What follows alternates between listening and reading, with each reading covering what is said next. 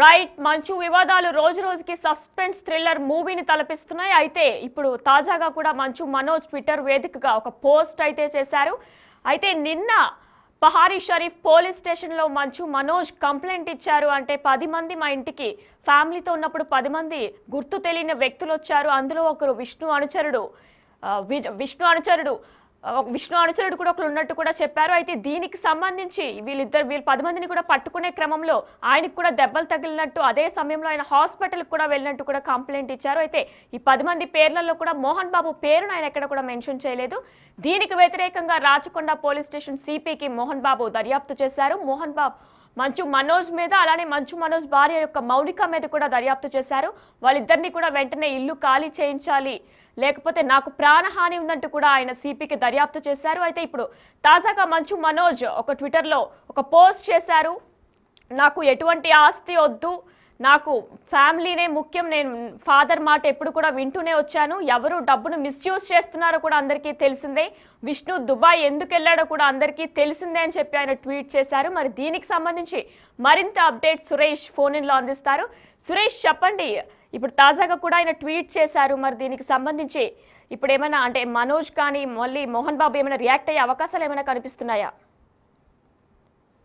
మంచు ఫ్యామిలీలో వివాదం పోలీస్ స్టేషన్ కి చేరుకుంది. ఒకరిపై ఒకరు ఫిర్యాదులు చేసుకున్నారు. నిన్న మనోజ్ ఫిర్యాదు చేసిన కొద్దిసేపటికే మోహన్ బాబు రాచకొండ కమిషనర్ సుధీర్ బాబుకు ఒక లేఖ ద్వారా ఆయన ఫిర్యాదు చేశారు. తన కొడుకు నుంచి కోడల నుంచి ప్రాణహాని ఉంది, వాళ్ళపై చర్యలు తీసుకొని నాకు రక్షణ కల్పించాలని చెప్పేసి ఆయన ఫిర్యాదులో పేర్కొన్నాడు. గత 10 సంవత్సరాల నుంచి నేను జల్పల్లిలోనే నివాసం ఏర్పరచుకొని అక్కడే ఉంటున్నాను. 4 సంవత్సరాల క్రితమే మనోజ్ ఇంటి నుంచి వెళ్ళిపోయాడు. మళ్ళీ తిరిగి వచ్చి ఆయన అనుచరులతోని ఇల్లు కబ్జా చేయాలని ప్రయత్నం చేస్తున్నాడు. తనకి మనోజ్ భార్య మౌనిక నుంచి తనకు ప్రాణహాని ఉంది, ఆ ప్రాణహాని ఉంది కాబట్టి రక్షణ కల్పించాలని చెప్పేసి కూడా ఆయన సిపికి లెటర్ రాశారు. దాంట్లో ఈ విషయాలన్నీ కూడా మోహన్ బాబు ప్రస్తావించడం జరిగింది. అయితే మనోజ్ ఫిర్యాదుపై పహారీ షరీఫ్ పోలీసులు కేసు నమోదు చేశారు. బిఎన్ఎస్ యాక్ట్ కింద వివిధ సెక్షన్ల కింద కేసు నమోదు చేసి ప్రస్తుతం దర్యాప్తు చేస్తున్నారు. అయితే మనోజ్ ఫిర్యాదులో తండ్రి పేరు ఎక్కడ ప్రస్తావించలేదు. గుర్తు తెలియని వ్యక్తులు 10 మంది ఇంట్లోకి చొరబడి తనపై దాడి చేసేందుకు ప్రయత్నించారు. వారిని పట్టుకునే క్రమంలో తనకి తీవ్ర గాయాలయ్యాయి. అక్కడ నుంచి ఆ తర్వాత వారు పారిపోయారు. నేను పోలీసులకి డయల్ 100 సమాచారం ఇచ్చానని చెప్పేసి కూడా ఆయన ఫిర్యాదు చేశారు. ఆ ఇంట్లో ఉన్న సీసీ ఫుటేజ్ విజయ్ రెడ్డితో పాటు కిరణ్ కుమార్ ఇద్దరు మంచు విష్ణుకి సంబంధించి స్నేహితులు, వాళ్ళు ఆ డివిఆర్ ని తీసుకొని వెళ్ళిపోయారు సీసీ కెమెరాకి సంబంధించి. ఎందుకంటే మొన్న జరిగినటువంటి దాడికి సంబంధించిన ఫుటేజ్ అంతా కూడా ఇంట్లో ఉన్న సీసీ కెమెరాలో రికార్డ్ అయింది. ఆ రికార్డ్ అయిన సీసీ కెమెరాలకు సంబంధించిన డివిఆర్ ని ఇద్దరు విజయ్ తో పాటు కిరణ్ ఇద్దరు తీసుకెళ్లారని చెప్పేసి కూడా ఆయన ఫిర్యాదులో పేర్కొన్నారు. అయితే మోహన్ బాబు ఫిర్యాదుపై మనోజ్ ఎక్స్ వేదికగా ఒక 2 పేజీల లెటర్ ని విడుదల చేయడం జరిగింది. తనపై మోహన్ బాబు చేసిన ఆరోపణలన్నీ అసత్య ఆరోపణలు, తనపై తన భార్య పైన తప్పుడు ఆరోపణలు మోహన్ బాబు చేస్తున్నాడని చెప్పేసి కూడా ఈ ఇరు రాష్ట్రాలకు సంబంధించిన సీఎంలు ఇటు రేవంత్ రెడ్డితో పాటు అటు చంద్రబాబు నాయుడు తనకు రక్షణ కల్పించాలి, తనకు రక్షణగా నిలబడాలని చెప్పేసి కూడా ఆయన లెటర్ లో పేర్కొన్నారు. కుటుంబ ఆస్తులకు సంబంధించి నేను ఎప్పుడు ఆశపడలేదు, కుటుంబానికి సంబంధించిన ఆస్తులకు సంబంధించి నేను గట్టిగా అడిగింది కూడా లేదు, కానీ కుటుంబ గౌరవాన్ని కాపాడేందుకు ప్రతిసారి ప్రయత్నం చేశాను. నేను ఈ వివాదాల్లో నా కూతుర్ని కూడా లాగడం చాలా బాధాకరంగా అనిపిస్తుంది అని చెప్పేసి ఆయన లెటర్ లో పేర్కొన్నాడు. గత కొన్నేళ్ల నుంచి ఇంటి నుంచి కుటుంబానికి దూరంగా ఉంటున్నానని చెప్పేసి కూడా మనోజ్ స్వయంగా చెప్తున్నాడు. నా ముందే నా కుటుంబ సభ్యులకు సంబంధించిన ఉద్యోగులు తీవ్రంగా తిడుతున్నారు. ఇలాంటి ఇంట్లో ఉండాల్సిన సీసీ ఫుటేజ్ కెమెరాలను కూడా వాళ్ళు తీసుకెళ్లారంటే వారికి సంబంధించి విష్ణు ఎలాంటి సపోర్ట్ చేస్తున్నాడో అర్థమవుతుందని చెప్పేసి కూడా ఆయన చెప్పడం జరిగింది. ఆస్తులు కావాలని ఎప్పుడు నేను ఇబ్బంది పెట్టలేదు మోహన్ బాబుని అని చెప్పేసి కూడా ఆయన ఈ లెటర్ లో పేర్కొనడం జరిగింది. ఇక విద్యా సంస్థలు ఏవైతే మోహన్ బాబుకు సంబంధించిన విద్యానికేతన్కి సంబంధించిన విద్యా సంస్థలు ఉన్నాయో అందులో తీవ్ర అక్రమాలు జరుగుతున్నాయి, కానీ మోహన్ బాబు చూడట్లేదు, పట్టించుకోవట్లేదు అని చెప్పేసి కూడా చెప్తున్నాడు. విద్యా సంస్థలోనే బాధితులకు నేను అండగా ఉన్నానని చెప్పేసి కూడా ఈ లెటర్ లో పేర్కొనడం జరిగింది. బాధితుల పక్షాన నిలబడ్డానికి నాపై తప్పుడు ఆరోపణలు చేస్తూ తప్పుడు ఫిర్యాదు చేశాడు. దీనికి సంబంధించి తెలుగు రాష్ట్రాలకు సంబంధించిన సీఎంలు తనను రక్షణగా నిలబడాలి, తనకు న్యాయం చేయాలని చెప్పేసి కూడా ఆయన ఒక లెటర్ ద్వారా ఎక్స్ వేదికగా ఆయన స్పందించడం జరిగింది. ఎస్ సురేష్, మరి విష్ణు హైదరాబాద్ వస్తున్నారు అని చెప్పి నిన్నటి నుంచి కూడా వార్తలు వస్తున్నాయి. మరి అసలు ఆయన ఎప్పుడు వస్తున్నారు? లోనే హైదరాబాద్ కి విష్ణు చేరుకోబోతున్నాడు. చేరుకున్న తర్వాత నివాసానికి వచ్చే అవకాశం ఉందని చెప్పేసి చెప్తున్నారు. కానీ నిన్నటి నుంచి కూడా అదే చెప్తున్నారు. అసలు నిన్న ఉదయం వస్తున్నాడు, మధ్యాహ్నం వస్తున్నాడు, సాయంత్రం ఎయిర్పోర్ట్ కు వచ్చాడు, హైదరాబాద్ లోనే ఉన్నాడు అంటారు. కానీ క్లారిటీగా మాత్రం ఎవరు చెప్పట్లేదు విష్ణుకు సంబంధించి. ఈ రోజు ఒకవేళ ఖచ్చితంగా ఈ రోజు వచ్చి ఈ కుటుంబానికి, ఎందుకంటే పోలీస్ స్టేషన్ మెట్లు ఎక్కారు కాబట్టి తండ్రి కొడుకులు అన్నగా తను ఖచ్చితంగా ఈ రోజు షూటింగ్స్ అన్ని ఆపేసుకొని ఖచ్చితంగా హైదరాబాద్ కి వచ్చే అవకాశం కనబడుతుంది. ఈ రోజు వచ్చిన తర్వాత మోహన్ బాబుతో కలిసి ఆయన మాట్లాడిన తర్వాత రియాక్ట్ అయ్యే అవకాశం కూడా కనబడుతుంది. సురేష్, మరి మనం చూసుకున్నట్లయితే గతంలో కూడా మంచు మనోజ్ కి అలానే మంచు లక్ష్మికి కూడా ఒక మంచి బాండింగ్ అనేది ఉంటుంది. మరి ఆమె ఏమైనా స్పందించారా ఈ విషయం మీద?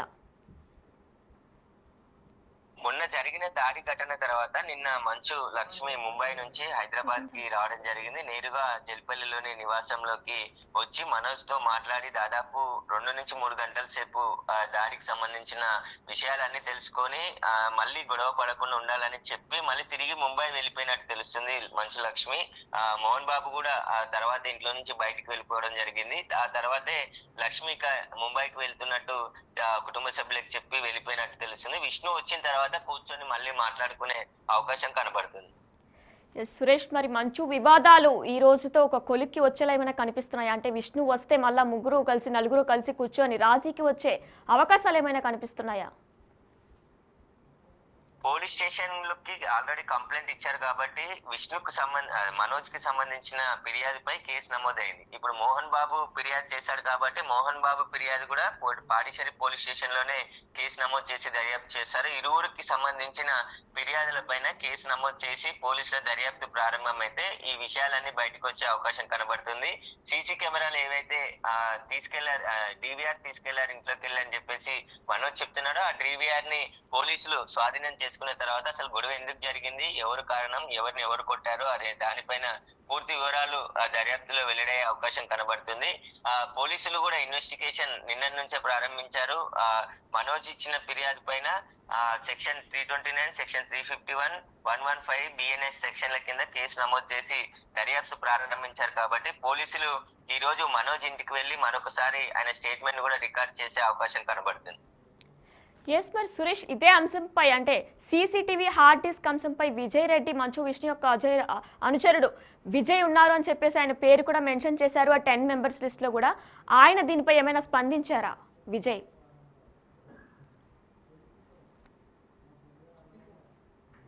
విజయ్ అనేది ఎవరు అనేది ఇప్పటి వరకు తెలియదు. అంటే మంచు విష్ణుకి సంబంధించిన అనుచరులు, అతని స్నేహితులు అని చెప్పి మనోజ్ నిన్న పోలీసులకు ఫిర్యాదు చేశారు. ఆ ఫిర్యాదులో పేర్కొన్నాడు. కాబట్టి విజయ్, కిరణ్ ఇద్దరు సీసీ కెమెరాల డివిఆర్ ని ఇంట్లో నుంచి తీసుకెళ్లారు. నైట్ నేను హాస్పిటల్ కి వెళ్ళి వచ్చే లోపు వాళ్ళు ఇంట్లో ఉన్న సీసీ కెమెరా డివిఆర్ ని తీసుకెళ్లారని చెప్పేసి ఆయన పోలీసులకి సమాచారం ఇచ్చాడు. ఫిర్యాదులో కూడా పేర్కొన్నాడు. వారి పేర్ల పైన కేసు నమోదు చేశారు.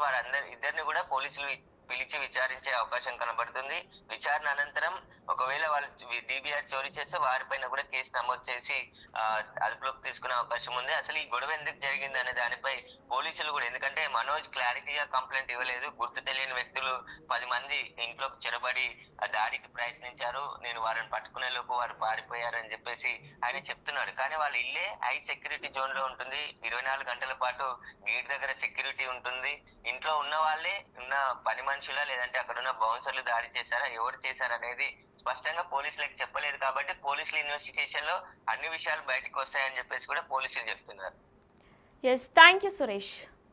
రైట్, మనం ఇంకా డీటెయిల్స్ చూస్తే మరి మంచు వివాదాలు రోజు రోజుకి సస్పెన్స్ థ్రిల్లర్నే తలపిస్తున్నాయి. అయితే ట్విట్టర్లో మనం చూసుకున్నట్లయితే లాస్ట్లో ఆయన మరి ముఖ్యంగా my questions for the family అని చెప్పి మెన్షన్ చేశారు.